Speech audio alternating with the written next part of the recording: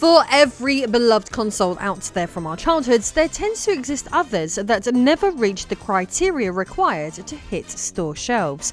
In the past on this channel, we have looked at plenty of these forgotten oddities before, platforms that to this day remain unreleased and consoles that have been cancelled forever. Amongst these lost relics of gaming's past, we've covered systems that never saw the light of day, from the likes of both Nintendo and Sega, but in this episode we're going to be discussing the existence, or non-existence if you will, from a world-renowned arcade giant who would ultimately never enter the console wars themselves. So with that said, I am Lady Decade and this is the story of the lost Taito Wow Wow, another cancelled console. Throughout gaming history, the arcade industry has featured many key players: Capcom, IREM, SNK and Konami, just to name a few. Amongst these household names, Taito is just as important as any of these companies, so it's not surprising really that at one point in time, plans were fully underway to conquer the home market and release a home console to call their very own. The Taito story is a rather interesting one, with the company's origin coming from a particularly unlikely source. Whilst you'd probably expect, like with many of these arcade giants, that the company was founded by Japanese businessmen, this isn't the case at all, and instead, Taito was created by a Ukrainian Jewish man back in 1953.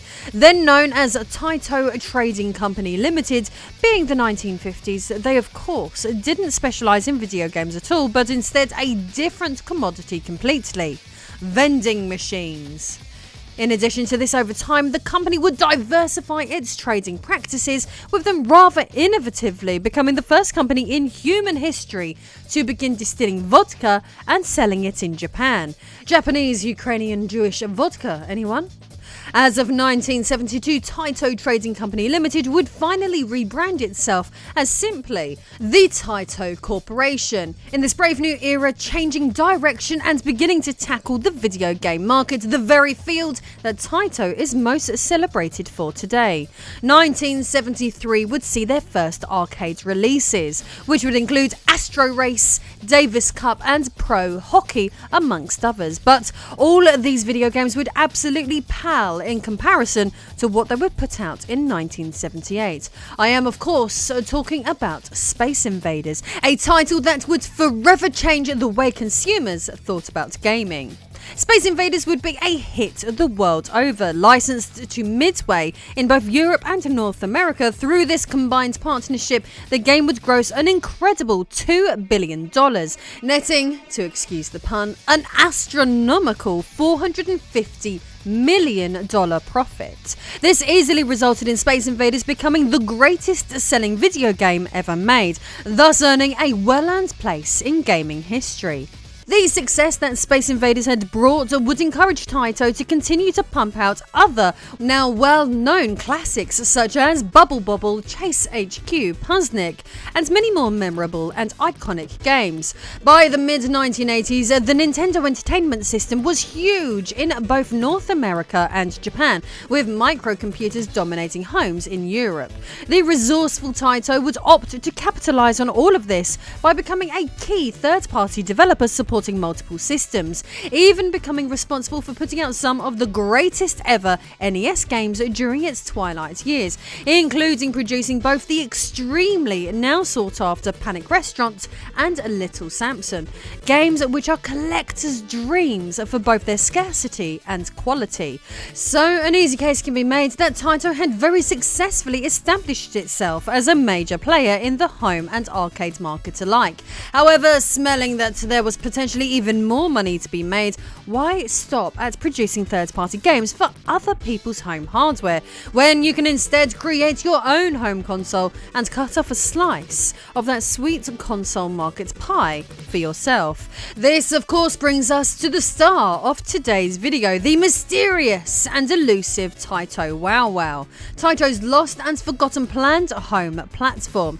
We know for a fact that such a system was in development, as the video game company would even choose to show off this hardware at the Tokyo Toy Show back in 1992, which is where this picture was taken. The Taito Wow Wow seemed to be an extremely interesting concept, existing as a potentially very forward-thinking piece of technology for its time. In fact, despite this being 1992, an era in which the Sega Mega Drive and Super Nintendo dominated the market, the Taito Wow Wow would not only feature its own CD drive, but insanely, a satellite receiver too. It is said that the purpose of such a satellite receiver was to be able to stream games via an uplink, a genuinely mental prospect at this early point in time. At the helm of such an ambitious project was an experienced Taito engineer called Yukihari Sanbi. Fortunately for us, it is through this gentleman that much of the tea has now been spilt about the Wow Wow, which now exists online, with him speaking to the website Unseen64, where he would recount working on the Wow Wow project. According to the source, this gentleman claims that the Taito Wow Wow would have featured both high quality graphics and sound alike, but perhaps more excitingly, many of Taito's biggest IPs of the period. More specifically, he mentioned that for the Wow Wow, he personally programmed a modified version of Darius to run on the platform. Building on what we know about the Wow Wow library, during the 90s, a French magazine would cover the topic and outline to us that both Bobble and Parasol Stars were set to function as early releases for the system. In terms of technology, the Wow Wow would have used hardware that would have been very similar to what could have been found within Taito arcade cabinets at the time. In terms of production and ownership, the Wow Wow was a joint project between Taito themselves, a software editor known as ASCII, and JSB, who were the owners of a well-known Japanese television network known as Wow Wow, which is where the system received its naming choice from. With regards to this partnership and how the satellite technology would have been utilised, Sanbi states, JSB Satellite had not only a video broadcasting channel but a data stream channel too. Taito would send data streams to the JSB satellite base, which was located near Tokyo, through RJ45 connectors, and JSB would have transferred these streams to the satellite. Home receivers would have been detected through data flows and stored them in their receiver's memory. If a subscriber to the service had selected the game to play, a memory game program would have run. We would have been responsible for the game's delivery, JSB would have been responsible for the satellite communication, and ASCII would have been responsible for the data interfaces. We intended to collect the game subscriber fees through JSB. Unfortunately, as history now shows us, this pioneering innovative system was never to be. Being cancelled altogether, it's not difficult to speculate as to why such a platform would never amount to much more than vaporware, especially when we take into consideration the extreme level of heavy competition who would have continuously been entering the home console market throughout the first half of the 90s. As discussed earlier, the known dominant competition already existed in the form of the Super Nintendo and the Sega Mega Drive, with the PC Engine also controlling a respectable portion of the Japanese market too. But when it came to Taito and their more powerful CD-based hardware, they certainly weren't alone in their plans to usurp the existing favourites using compact disc-based technology. The Super Nintendo had plans for a disc-based add-on with the Sony Nintendo PlayStation, and both Sega and NEC would go all the way with the Mega CD and PC Engine CD. And that's without even mentioning all the standalone CD-based systems that entered the market through this period, such as the Philips CDI, Amiga CD32, 3DO, FM Towns Marty, and Bandai Playdia, just to name a few of these. I don't think there has been any point in history where so many CD-based consoles were all being released in such a small window, and that's without even accounting for the PCFX, Jaguar CD, Sega Saturn, and Sony PlayStation. God, talk about console congestion! As easy as this speculation is to make, what may come as a surprise is that Sanbi himself states another reason as to why the Wow Wow never hit store shelves. This relates more to the technology than fear of the competition, in that he claims that the data transfer and speeds were not up to scratch to function to an acceptable standard, and that players would have to wait more than several minutes just to play the smallest games. The idea of such console didn't seem to be supported by the the existing satellite signal strength at the time. Sanby also states that in the beginning, JSB intended to combine game hardware into the home satellite receiver. However, memory was expensive and an all-in-one receiver made cost estimation very high.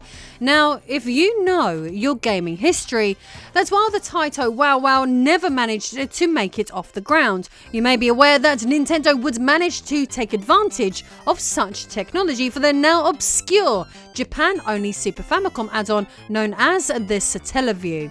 3 years after the Wow Wow was shown off at the Tokyo Toy Show, Nintendo absorbed a satellite music company Saint Giga and started their satellite downloads business in 1995.